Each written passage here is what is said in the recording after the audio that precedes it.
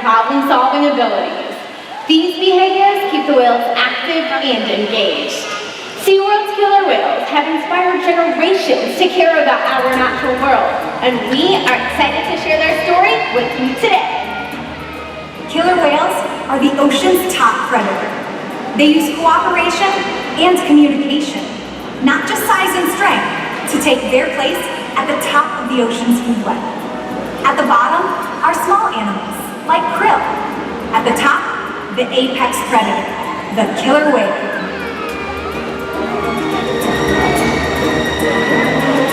Killer whales are as big as a bus, faster than an Olympic swimmer, high-flying and powerful. We're going to see all of that today and more. These and other behaviors provide an environment full of enrichment.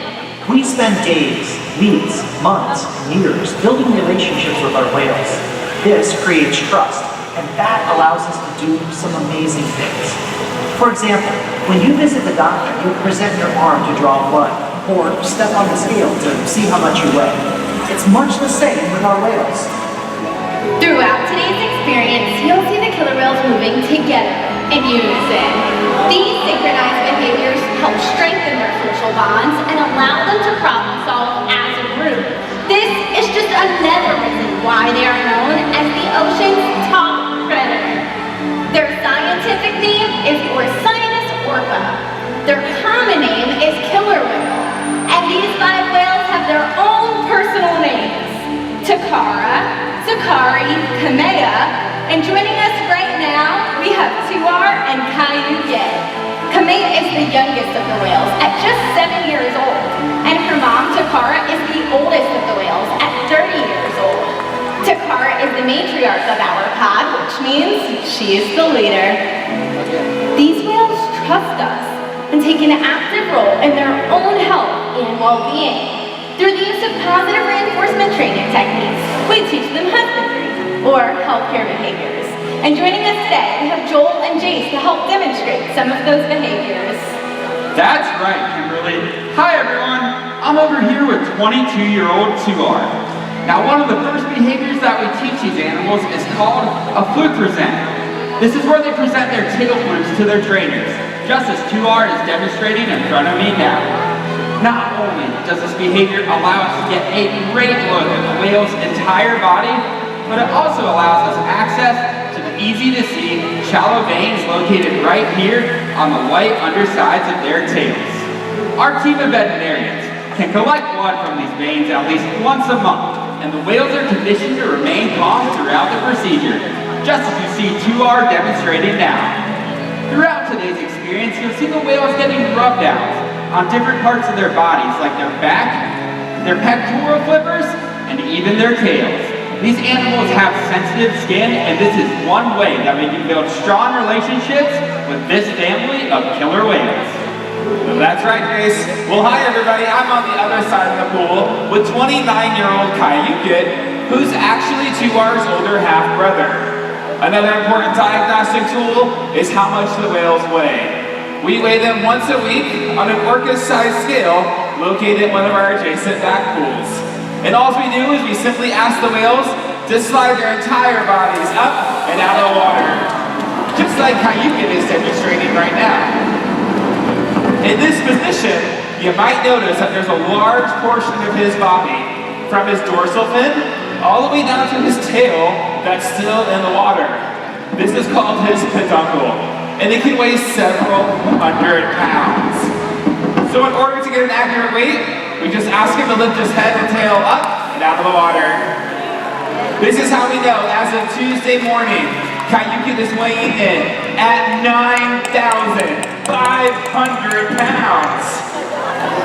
It's important to weigh our whales to make sure the younger whales are growing properly, and our older whales like Kyuquot and Tuar are maintaining a healthy weight. These and other husbandry behaviors help to make sure the whales are healthy and thriving. And the care isn't just physical. Mental stimulation and play are vital, and we surprise and engage with our whales at every opportunity. Play is how killer whales teach their young to hunt, and for the adults, play is important too. It seems that they just enjoy having fun. Making time for play is an important part of life for killer whales, and for us. Hey everyone, Tuar and my new friend Owen are down here in the glass, and we're going to talk more about killer whale behavior. Owen, killer whales learn through observation and learning. What that means is they play games like follow a leader with their mom and other members of their pod to learn new things. And today, Tuar is going to play a game of follow a leader with you. So go ahead and put your left hand high up in the air and give Tuar a big wave hello.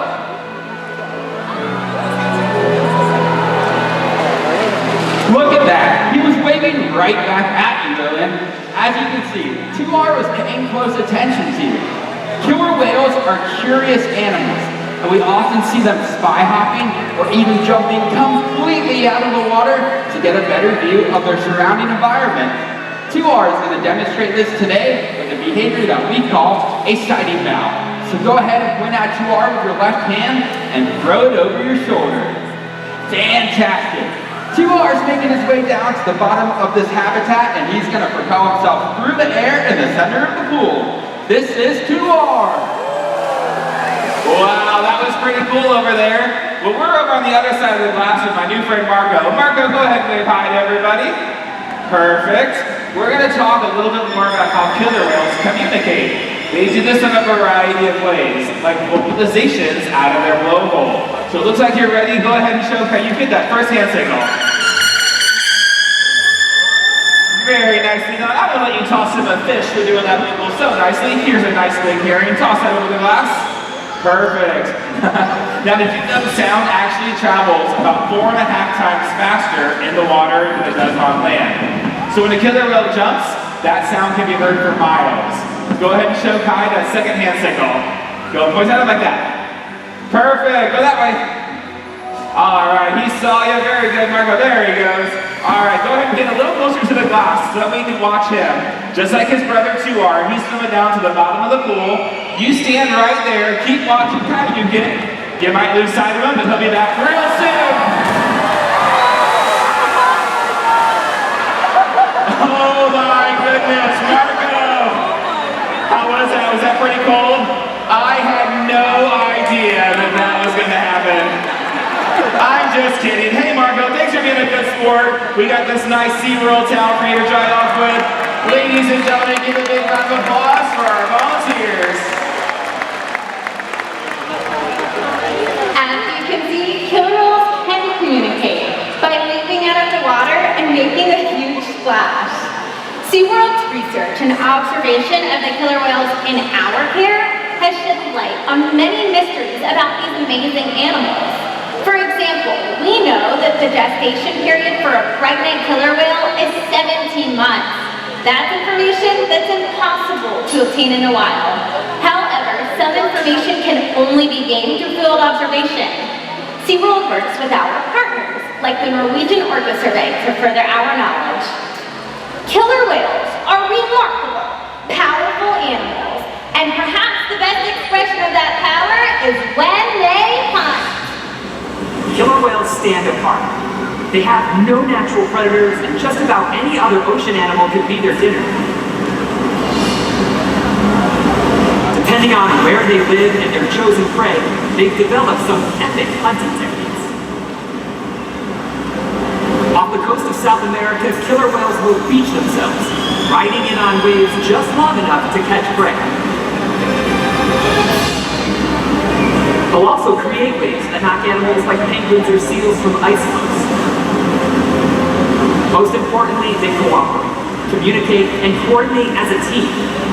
Here's footage of killer whales corralling a school of herring. A whale dips in and feeds, while the other whales keep the fish together with swipes of their tail fins. In the ocean, killer whales create waves to hunt. They use fluke slams to stun their prey, and they can even beach themselves up and out of the water.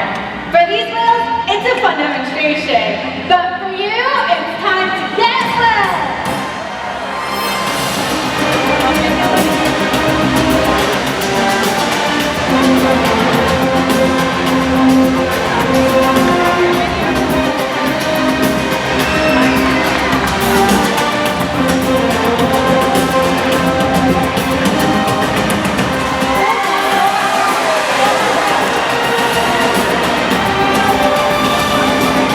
Come on,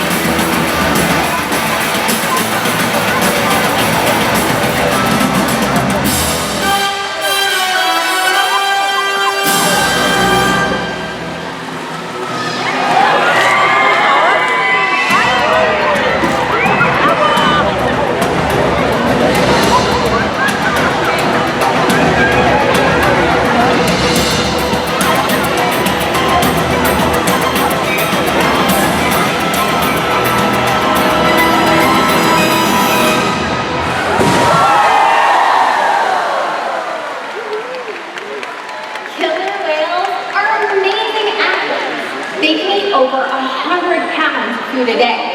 Depending on the time of year and where they live, their prey varies. Unfortunately, things such as overfishing and pollution pose serious threats to many populations of killer whales. Killer whales are impressive animals.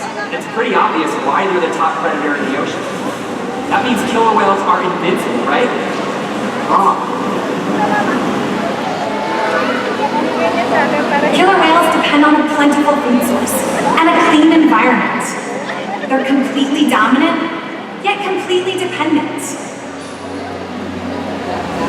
When it comes down to it, killer whales are not the most powerful animal in the ocean.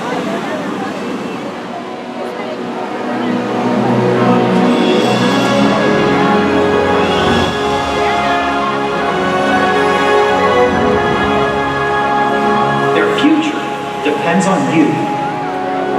Through your actions. Through the choices we all make. We hold the future of killer whales and the oceans in our hands. Killer whales continue to surprise and amaze us. They're the perfect ambassador for the ocean. Limitless, connected, powerful. But still vulnerable. The challenges that we face can seem insurmountable. Don't give up. Be inspired. We can make a difference. The ocean needs our help, and that seems overwhelming. But together, we can make it happen. There's so much to learn. So much to protect. So much to explore. The killer whale story is still being written, and there are simple things we all can do to make a difference. All it takes is one choice. One positive act. One ripple that can grow and grow. And change the world. Together, we've got this.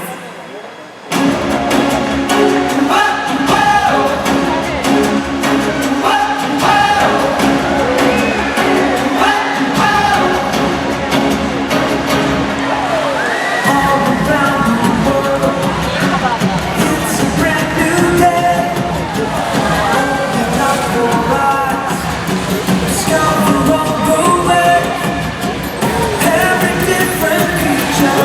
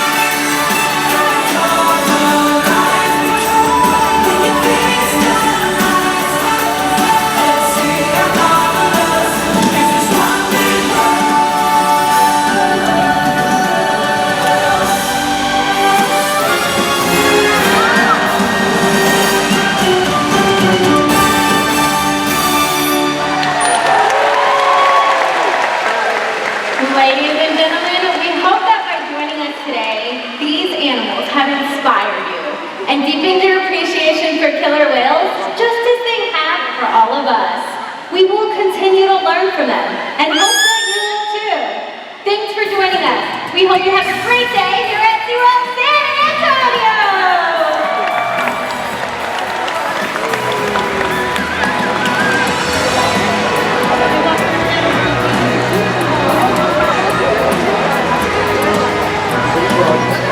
Follow SeaWorld on Facebook and Instagram to keep track of our latest rescues and find out more about the animals in our care. Thanks again, everyone, and we hope you enjoy the rest of your day at SeaWorld.